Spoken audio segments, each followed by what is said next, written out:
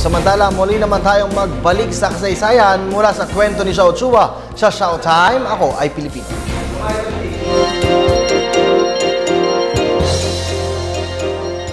Makasaysayang araw po, it's Showtime!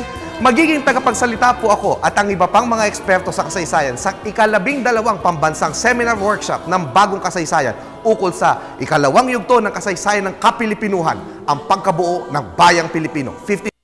1913, nagaganapin sa PUP San Juan sa April 23 hanggang 26, 2014. Para sa karagdagang impormasyon, bisitahin po natin ang facebook.com/bagong.kasaysayan.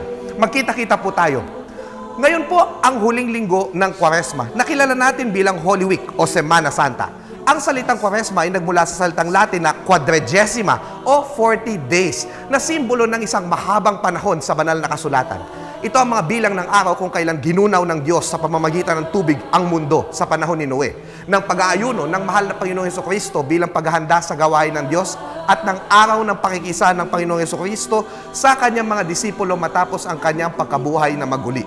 Nagsisimula ang Kwaresma sa araw ng Miyerkules de Ceniza o Ash Wednesday. At ang pinakatampok nito ay ang tatlong huling araw nito na tinatawag na banal na triduo ng buhay ni Kristo. Ang pagsasabuhay ng huling gawa at salita ng anak ng Diyos. Huwebes Santo, Biyernes Santo at Sabado de Gloria. Huwebes Santo magaganap ang mga malalaking kumpisalang bayan kung saan pila-pila ang mga tao sa paghihintay na makipagkasundo sa Diyos sa pamamagitan ng banal na kumpesyon o pagsisisi sa kasalanan ng mga pari. Gayun din sa Morong Rizal at sa Betis, Pampanga, nagkakaroon ng ritual ng kordero o ang posisyon ng pagkaing tupa na gawa sa patatas at kamote.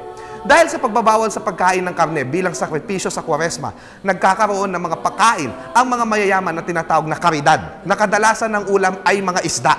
Dahil Huwebes Santo, naganap ang huling hapunan ni Jesus na gumugunita sa pag-aalay ng dugo ng tupa para sa kaligtasan ng mga Israelita mula sa Ehipto, at sa simbolismo na siya mismo ang tupa ng Diyos na mag-aalay ng dugo para sa kasalanan ng sanlibutan, magkakaroon ng banal na misa na susundan ng pagtulad sa paghugas ni Jesus bilang kababaang loob sa kanyang mga apostoles. Ang paghuhugas ng mga pari, obispo o ng Santo Papa sa paa ng mga kinatawan ng simbahan. Matapos nito ay magkakaroon ng posisyon ng banal na sakramento na tatanuran ng mga tao. Magkakaroon ng vigil na tinatawag upang samahan si Jesucristo sa paghihirap ng kanyang kalooban sa hardin ng Getsemani, kung saan nakita niya ang kanyang magiging mga paghihirap at hapis.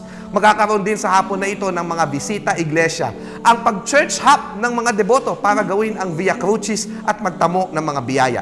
At sa pagdating ng Biyernes Santo, institusyonal na simbahan ay tahimik. Simbolo ito ng payak na paggunita sa loob ng simbahan. 7 palabras o 7 last words sa hapon, pagbasa ng paghihirap ni Kristo ayon kay San Juan, pagsamba sa crucifix at pangungumunyon. Ngunit, sa labas ng simbahan, buhay na buhay ang makulay na araw na ito. Abangan bukas. Ako po si Xiao Chua, para sa telebisyon ng Bayan. And that was Showtime.